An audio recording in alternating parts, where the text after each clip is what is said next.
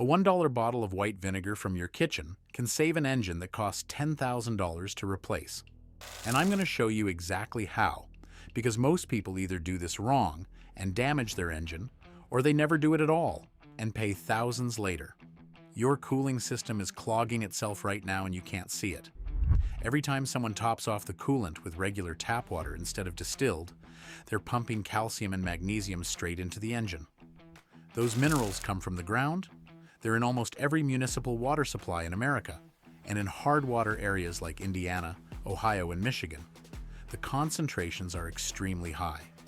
When that mineral-rich water heats up inside your engine over and over, those minerals come out of the liquid and bond to the hottest metal surfaces.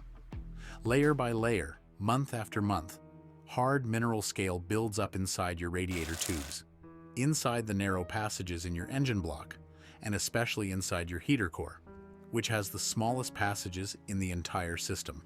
Industry testing from Penray found that just 1/16 of an inch of mineral scale on cooling system surfaces reduces heat transfer efficiency by 40%. Your engine is retaining almost half the heat it's supposed to get rid of, and you have zero warning signs on the dashboard until something actually fails. And the damage doesn't stop at scale. Most vehicles today have aluminum cylinder heads bolted onto cast iron blocks. Two completely different metals sitting together in a liquid environment. That creates galvanic corrosion, where the aluminum acts as the anode and literally dissolves through an electrochemical reaction. Your coolant is the electrolyte making it happen. When coolant is fresh, the corrosion inhibitors in the formula coat those metal surfaces and block this reaction. But those inhibitors break down over time. If you haven't changed your coolant in 5 or 6 years, those protective chemicals are gone and the coolant itself turns acidic. Now it accelerates corrosion instead of preventing it. The acidic environment creates conductive salts from dissolved metals and minerals, which increases electrical voltage in the coolant and drives even more electrolysis damage into the aluminum. I've pulled cylinder heads where the coolant passages looked like Swiss cheese. Pinholes everywhere, metal eaten from the inside where nobody could see it. And every one of those engines had coolant that hadn't been changed in years. So how do you know your cooling system is in trouble before it's too late? There are 5 warning signs most drivers either miss or blame on something else. The first one is weak heater performance. If your heater blows lukewarm air even after the engine is fully warmed up, most people think the blower motor is dying or the blend door actuator is stuck. But 9 times out of 10, the real problem is a heater core that's partially clogged with scale and corrosion. The heater core has the narrowest passages in the entire cooling system, some of them thinner than a pencil, so it clogs first. If hot coolant can't flow through it, the air coming out of your vents stays lukewarm no matter how high you crank the dial. The second sign is your temperature gauge acting erratic. If the needle climbs in stop and go traffic but drops back to normal on the highway, your radiator is likely partially restricted. It can still cool the engine at highway speeds when there's maximum airflow through the front grille, but it can't keep up when the car is sitting in traffic and depends on the electric fan alone. The third sign is coolant that looks wrong. Pop the radiator cap when the engine is completely cold and look at the fluid. Healthy coolant is bright green, orange, pink, or blue depending on the type. If it looks brown, rusty, or muddy, corrosion is already happening inside the system. If you see particles floating in it, those are chunks of scale or rust circulating through your engine. The fourth sign is a sweet smell coming from under the hood or inside the cabin. That smell is ethylene glycol, the base chemical in coolant, and if you can smell it, coolant is leaking or seeping somewhere it shouldn't be. The fifth sign is one most people never connect to their cooling system, and that's reduced fuel economy. When an engine consistently runs hotter than its designed operating temperature, combustion efficiency changes. The ECU adjusts fuel injection timing and mixture to compensate, which burns more gas. A cooling system that's 40% less efficient at removing heat is literally costing you money at the gas station every single week without you knowing why. Here's a simple test you can do right now in your driveway to check if your radiator is restricted.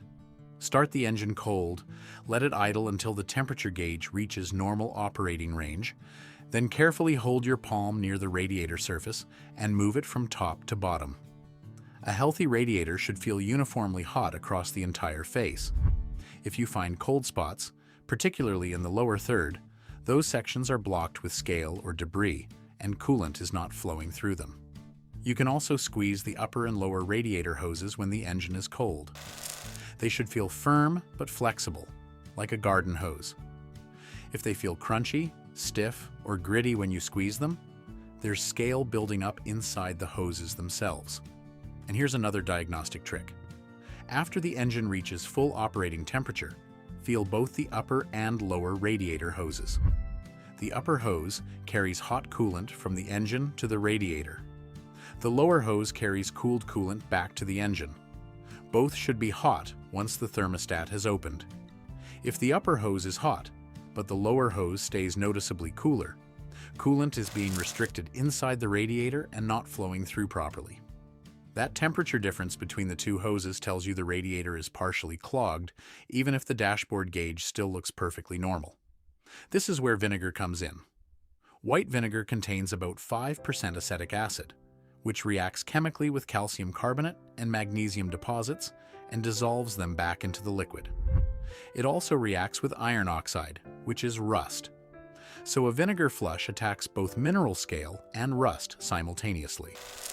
Commercial radiator flush products use citric acid or phosphoric acid, which are stronger and faster acting. But faster is not always better on older vehicles. Aggressive chemical flushes can loosen large chunks of corrosion all at once.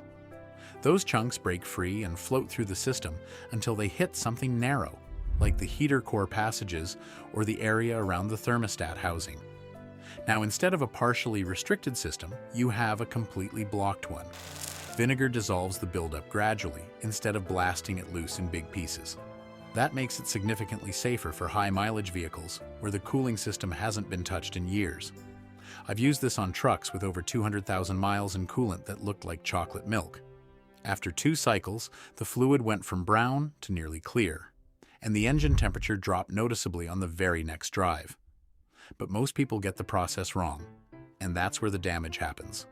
The engine has to be completely cold before you touch anything. A hot cooling system is pressurized, and the coolant is over 200 degrees Fahrenheit. I've seen people get serious burns on their hands and faces from popping a radiator cap too early. Wait until the engine has sat overnight, or at minimum 4 to 5 hours. Once it's cold, find the radiator drain plug at the bottom, usually called a petcock. Open it slowly and drain all the old coolant into a catch container. Coolant is extremely toxic to animals. Even a small puddle in the driveway can kill a dog or a cat, so collect every drop and dispose of it properly. Close the petcock tight. Now mix your solution. You want roughly 70% distilled water and 30% plain white distilled vinegar. Don't use straight vinegar, that's too concentrated for aluminum components. Don't use apple cider vinegar or any flavored variety. Those contain sugars and organic compounds that have no business inside an engine. A gallon of plain white vinegar from the grocery store costs about $1. Pour the mixture into the radiator to the proper level and fill the coolant overflow reservoir to the max mark as well. Now start the engine and let it idle while watching the temperature gauge closely. You need the engine to reach full operating temperature, so the thermostat opens and the vinegar solution circulates through the entire system, including the engine block, the cylinder head passages, and the heater core. Turn your cabin heater to maximum heat with the fan on high. This forces the solution through those tiny heater core passages, where scale buildup is usually the worst. Let the engine idle and circulate for 15 to 20 minutes after the thermostat opens. You'll know the thermostat has opened because the upper radiator hose will suddenly get hot to the touch. Then, shut the engine off and drain the system immediately while everything is still warm. Draining warm pulls more dissolved contaminants out than waiting until it cools. And this is critical. Do not let the vinegar solution sit inside the engine overnight. People online say to leave it in for hours or even days for a deeper clean. That is terrible advice. Extended exposure to acetic acid attacks, rubber hoses and seals from the inside out, weakens gaskets and actually accelerates corrosion on aluminum surfaces instead of cleaning them. You want the acid in there long enough to dissolve the loose buildup, then you want it out. After draining the vinegar, this next step is the most critical part of the entire job, and it's the one most people either rush through or skip completely. You need to flush the system with distilled water multiple times. Not tap water. Tap water puts those same calcium and magnesium minerals right back into the system you just spent an hour cleaning out. Fill the radiator and reservoir with distilled water only. Start the engine. Run it to full operating temperature with the heater on max, then drain it. Do that 3 times minimum. Watch what comes out each time. The first rinse will come out brownish and smell noticeably like vinegar. The second rinse should be lighter. By the third rinse, the water should come out nearly clear with little to no vinegar smell. If it's still discolored after 3 rinses, do a 4th. This step is absolutely non-negotiable because any acid residue left in the system will continue reacting with metal and rubber surfaces for weeks and months after you add fresh coolant. I had a neighbor flush his 2014 Silverado, drain the vinegar, do 1 quick water rinse, then pour in new coolant and call it done. 3 months later, his water pump started leaking. The seals had degraded from the acid residue he left sitting in the system. That's a $300 to $800 repair depending on the vehicle that was completely avoidable if he had just taken 20 extra minutes to rinse the system properly. Once the final rinse runs clear, fill the system with the correct coolant for your vehicle mixed 50-50 with distilled water. And this is another place where people make expensive mistakes that don't show up for months. There are several completely different coolant chemistries on the market, and they are absolutely not interchangeable. The old green coolant most people picture when they think of antifreeze is called IAT, inorganic additive technology. It uses silicates and phosphates to coat metal surfaces quickly, but those additives deplete fast, so it needs replacement every 2 to 3 years or 30,000 miles. Most modern GM vehicles use DexCool, which is an OAT coolant, organic acid technology, usually orange. It lasts longer but uses a completely different chemistry. Toyota, Honda, and Nissan use a variation called POAT that contains phosphates but no silicates, designed specifically for their aluminum-heavy engines. Ford uses HOT, hybrid organic acid technology, usually yellow or gold.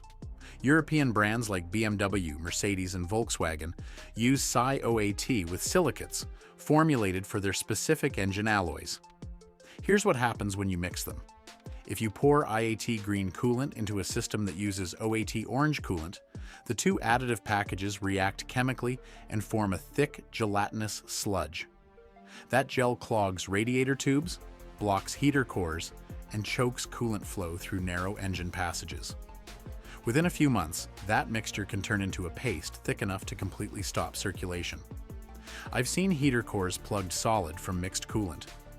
The owner thought his blower motor was broken, spent $150 replacing it, and the heater still blew cold.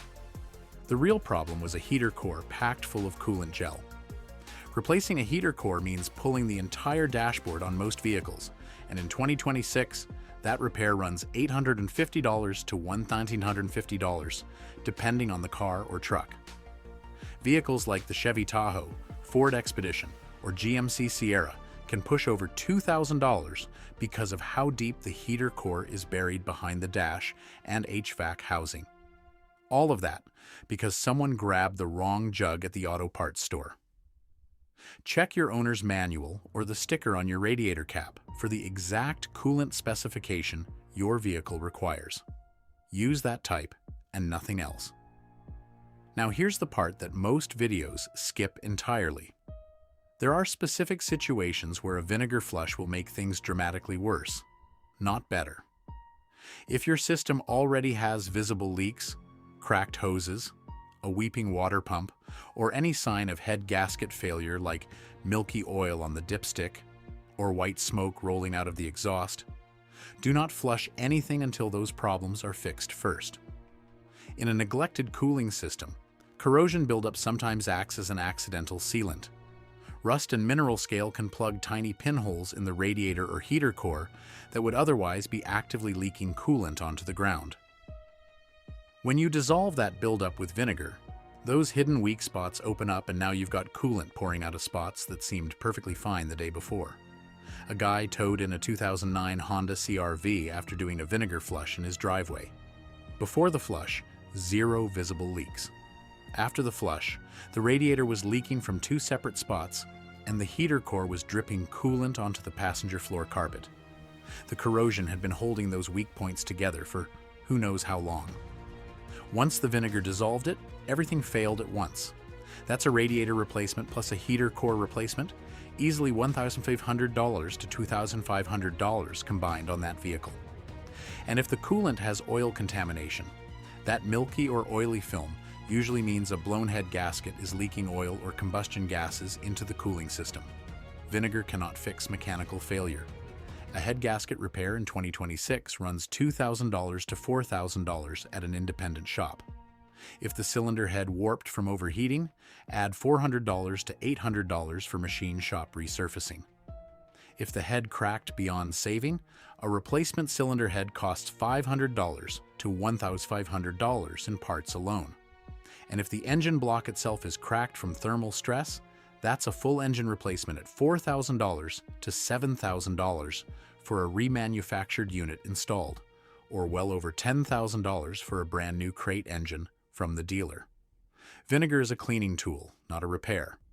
Also, and this is something almost nobody talks about, if your coolant still looks clean and bright, the correct color with no particles or muddy appearance, you do not need a vinegar flush. Overcleaning a healthy cooling system strips away the protective anti-corrosion coating that your coolant's inhibitor package built up on the metal surfaces over months of normal use. You would actually leave the engine less protected than it was before you started.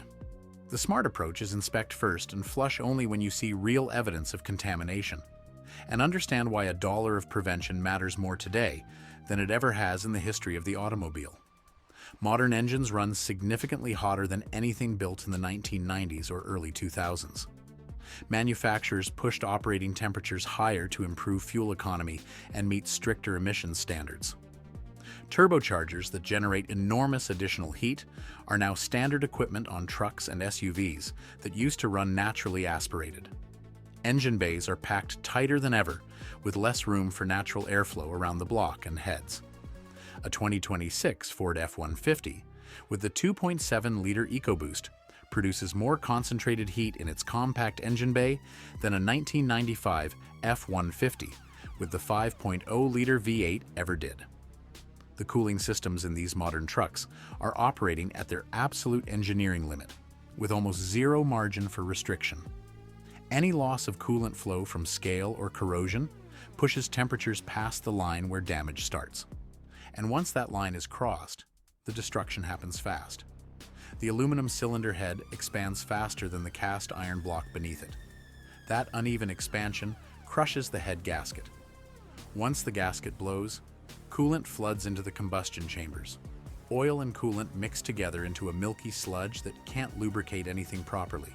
Bearings start wearing, piston rings lose their seal, and the damage cascades through the entire engine in minutes, not hours. I've seen engines go from running perfectly fine to completely beyond saving in under 10 minutes of sustained overheating. One bad overheat event on a modern aluminum engine can warp the cylinder head so far out of spec that no machine shop on earth can bring it back flat. When that happens, the engine is done. A gallon of white vinegar costs $1. A jug of distilled water costs $1. The correct coolant for your vehicle costs $15 to $25 a gallon. For under $30 total and about an hour of your Saturday, you can clean years of hidden scale and corrosion out of your cooling system, restore proper coolant flow, get your heater blowing hot again, and dramatically reduce the chance of the kind of catastrophic overheat that turns a running engine into scrap metal. A dealership charges $200 to $400 for a basic coolant flush service. You can do this yourself in your driveway for less than the price of a cup of coffee. So the question is real simple. Spend $1 now or spend $10,000?